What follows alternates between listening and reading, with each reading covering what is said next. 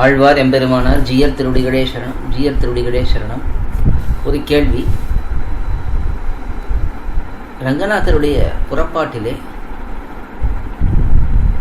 எம்பெருமானுக்கு முன்பாக அருளிச்செயல் கோஷ்டி திவ்ய பிரபந்தங்களை சேவித்துக் கொண்டு அடியார்கள் செல்கிறார்கள்.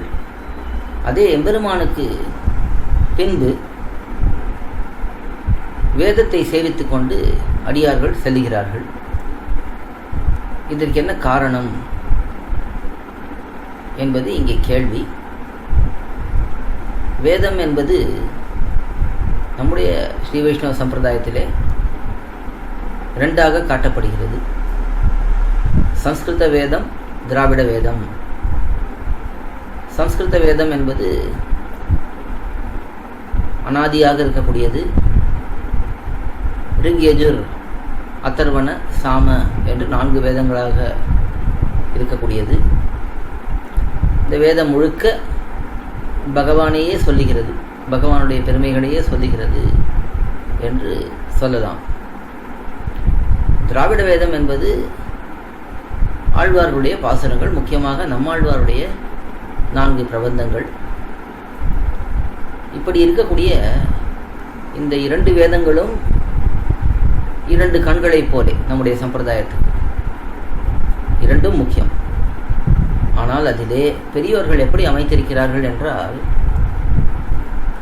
தமிழ் வேதம் அது எம்பெருமானுக்கு முன்னே சொல்லப்படுகிறது, சம்ஸ்கிருத வேதம் எம்பெருமானுக்கு பின்னே சொல்லப்படுகிறது புறப்பாட்டிலே. இதுக்கு என்ன காரணம் என்றால், சம்ஸ்கிருத வேதமானது எம்பெருமானுடைய ஆனந்தம் என்கிற ஒரு குணத்தை அளக்க பார்த்து அது முடியாமல் கைவாங்கியது. ஆனந்தம் என்கிற ஒரு குணம், அதை எப்படி நாம் அளவிட்டு தெரிந்து கொள்வது என்று தைத்திரிய உபநிஷத்திலே ஒரு பகுதி காட்டப்படுகிறது. அதிலே முதலிலே மனுஷனுடைய ஆனந்தத்தை எடுத்து இதை போலே பிரம்மத்துடைய ஆனந்தம் இருக்குமா என்று பார்த்து, இல்லை இல்லை, மனுஷனுடைய ஆனந்தம் மிக குறைவாக இருக்கிறது என்று, அதுக்கு அடுத்தது மனுஷனுக்கு அடுத்த நிலையாக மனுஷ கந்தர்வர்கள் என்று இருக்கக்கூடிய ஒரு உயிரினம், அந்த உயிரினத்துக்கு இருக்கக்கூடிய ஆனந்தம் இருக்குமா என்று பார்த்து அதுவும் பொருத்தமாக இல்லை, மிகவும் குறைவாகவே இருக்கிறது. இப்படி 100 மடங்காக ஏற்றிக்கொண்டே போய் பித்திருக்கள், தேவர்கள், இந்திரன்,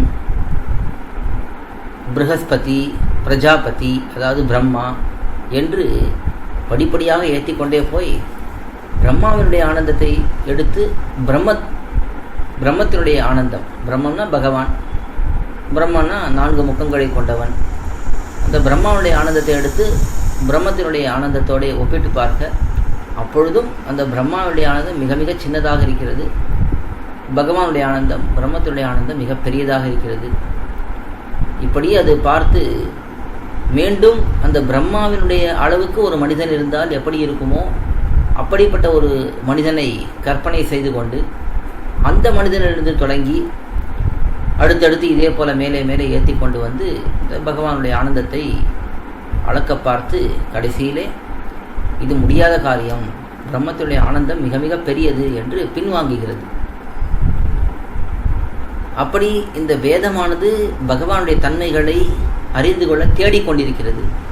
அதனாலே வேதங்கள், சம்ஸ்கிருத வேதங்கள் பகவானுக்கு பின்பாக, பகவானை பின்தொடர்ந்து அவனை அளக்க பார்த்து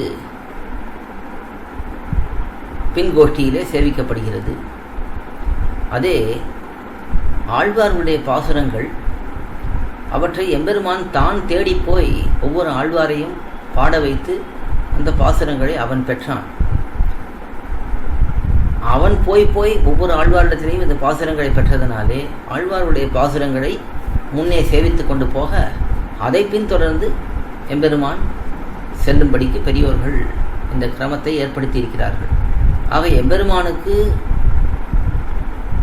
இந்த சம்ஸ்கிருத வேதத்தை காட்டிலும் திராவிட வேதத்திலே மிகுந்த ஆசை என்பது இதிலிருந்து நன்றாக தெரிகிறது.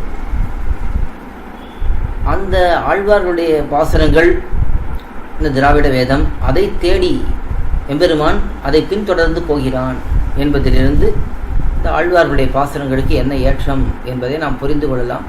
இப்படித்தான் பெரியோர்கள் இந்த கிரமத்தை அமைத்திருக்கிறார்கள். இது ரங்கநாதனுக்கு மட்டுமில்லை, ஸ்ரீரங்கத்திலே மட்டுமில்லை, எல்லா திவ்யதேசத்திலும் இதே கிரமம்தான். எப்பொழுதுமே அருளிச்செயல் கோஷ்டி முன்னாடி, அதற்கு பிறகு எம்பெருமான், அதற்கு பிறகு வேத கோஷ்டி.